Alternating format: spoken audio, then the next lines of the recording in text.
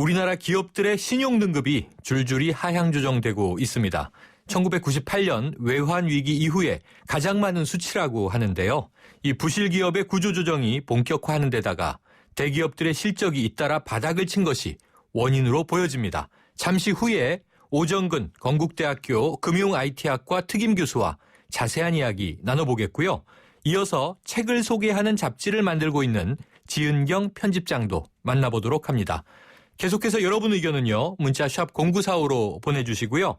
짧은 문자 50원, 긴 문자 100원에 정보 이용료가 있습니다. 정면 인터뷰 바로 시작합니다. 오정근 건국대학교 금융IT학과 특임 교수 전화 연결돼 있습니다. 교수님 안녕하세요. 네, 안녕하세요. 네, 이 기업들의 신용등급이라고 하는 것 어떻게 정해지는 건가요? 기업의 신용등급은 일단은 이제 기업의 채권을 발행할 때 채권을 산 사람들, 그다음에 이제 은행에서 대출할 때 금융기관이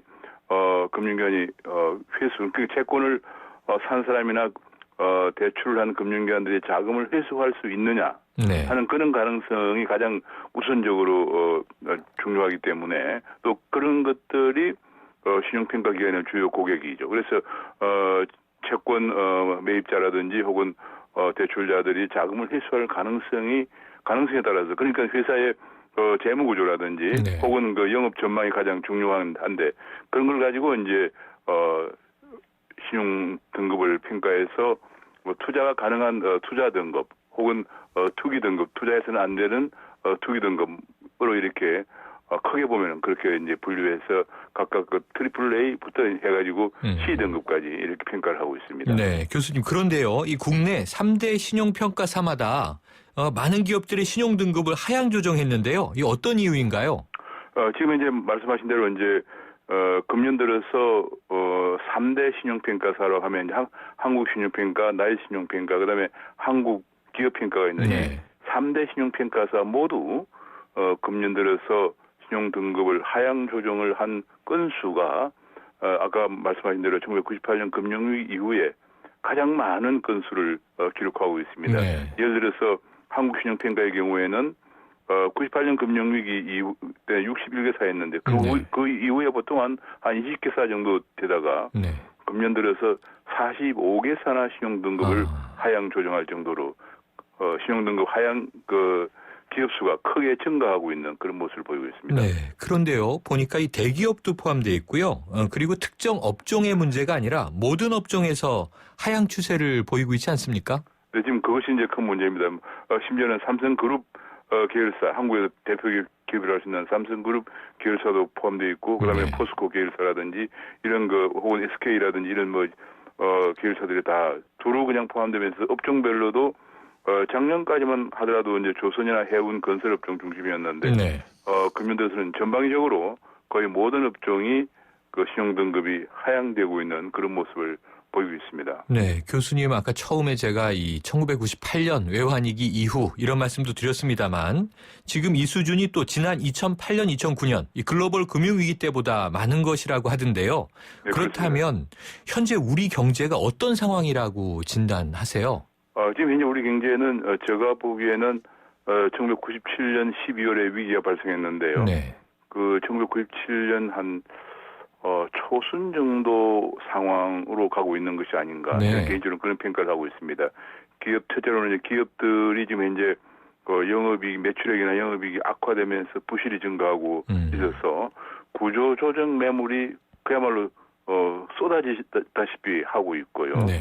그래서 이런 것들이 옛날에 97년 그 무렵에 우리나라 기업들이 많은 기업들이 부도가 나면서 그것이 다시 은행들이 이제 돈을 빌렸으냐, 기업들이 돈을 빌렸으니까 돈을 빌려준 금융기관들의 부실로 전이가 되면서 금융위기가 왔거든요. 네. 그래서 저는 현재 지금 1997년 초 전후 그런 모습을 지금 보이고 있는 상황이다 이렇게 보고 있습니다. 지금 IMF 이제 직전 모습 그러니까 굉장히 위험하게 보시는 건데요. 네, 그렇습니다. 그런데 이상한 점이 있습니다, 교수님. 이 국가 신용 등급은 올해 최고치를 기록하지 않았습니까? 그것이 이제 좀 모순되는 건데요. 네. 국가신용등급이라는 게 이제 주말은 이제 국가신용등급은 우리나라에 3대 평가사가 있는 것처럼 글로벌 시장에서도 이제 신용등급 평가사가 있어요. 네. S&P라든지 혹은 피치라든지 무디사가 이제 3대 평가사인데 이 사람들은 또 고객이 누구냐면은 외국인 투자자들이에요. 외국인 투자자들은 그게 따라 기준이 뭐냐면 그 돈을 그 나라에 투자해가지고 잘 회수하는데 문제가 없겠느냐. 이것이 중요한 기준이에요. 네. 그러다 보니까 우리나라는 이제 자본시장도 완전 자유화되어 있고 또 주식시장에 대해서 세금도 별로 없고 또 이제 우리나라가 위험하다고 하지만 아직도 동남아나 그런 나라에 비해서는 덜 위험하기 때문에 자금을 회수해 가는데 통제를 받을 가능성도 없고 또 이제 항상 얘기합니다만 우리나라가 재정 건전성이 다른 나라에 비해 좋다. 이런 것 때문에 아마 가장 좋게 현재 뭐 일본보다도 더 좋게 그런 평가하고 있는 그런 상황입니다. 네, 이게 참 모순적으로 느껴지는 그런 대목인데요. 자, 교수님 이렇게 이 기업들이 신용 등급이 떨어지게 되면 어떤 타격을 받게 됩니까? 일단은 이제 신용 등급이 떨어지면 가장 중요한 것이 아까도 말씀드린 채권 발행과 은행 대출이거든요. 네. 그러니까 채권을 사는 사람과 은행 금융기관들이 대출을 하는데 조심하기 때문에 일단 기업들이 채권을 발행하기가 어려워집니다. 아니면 채권을 발행하더라도 더 높은 금리를 줘야 되고 또 이제 돈을 빌릴 때도 더 높은 금리를 줘야 되는데 심할 경우에는 유동성이 경색이 돼서 예컨대 건물이나 공장 같은 건 많이 있는데 잘못하면은 부도가 나는 흔히 말하는 흑자 부도라고 그러죠. 네. 그럴 가능성까지도 있게 됩니다. 그렇군요. 자, 이 최근에 좀비 기업이라고 우리가 부르죠. 이 한계 기업의 구조조정 이야기도 많이 나오고 있습니다만 이 기업들의 구조조정을 더 가속화시키는 배경이 되지 않겠습니까? 네, 그렇습니다. 현재 왜냐하면은 지금 그렇지 않아도 우리나라 좀비 기업이라고 정의를 이제 보통 하기를 영업이익으로 3년 동안 이자도 못 갚는 기업들. 네.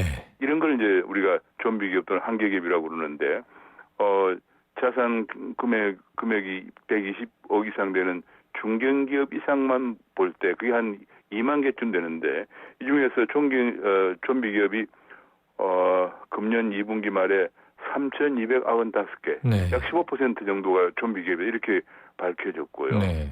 지금 이런 상황인데, 금리가 5%만 더 오르면 한 300여 개 더 증가한다. 이런 얘기가 지금 한국은행 분석에 나오고 있는데 네. 만약 신용등급이 하락하면은 채권 발행 금리라든지 대출 금리가 올라가기 때문에 이만큼 좀비 기업 수가 아마도 한 200~300개 더 증가할 그럴 우울한 전망을 해볼 수 있습니다. 자, 이 기업의 신용 등급의 이 강등이요 최소 내년 상반기까지 이어질 것이다. 이런 전망 나오고 있는데요. 그렇다면 결국 우리 경제에 부정적인 영향을 미치겠죠?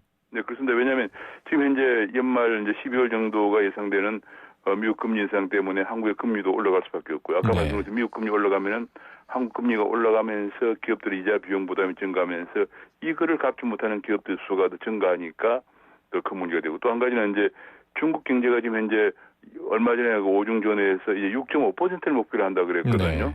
그러니까 중국 경제는 이제 거의 둔화가 되고 있고 게다가 또 미국 금리 인상 때문에 달러 강세되면서 엔화는 자동적으로 약세돼서 그만한 슈퍼달러 초연저가 되면서 한국 수출을 더욱더 타격을 줄 것으로 보여지기 때문에 아마도 내년에는 제가 보기엔 내년 심지어는 후내년까지도 우리나라 기업들이 상당히 어려워지는 정도가 더 심해질 전망입니다. 걱정이네요. 오늘 말씀 감사합니다. 네, 감사합니다. 지금까지 오정근 건국대학교 금융IT학과 특임교수였습니다.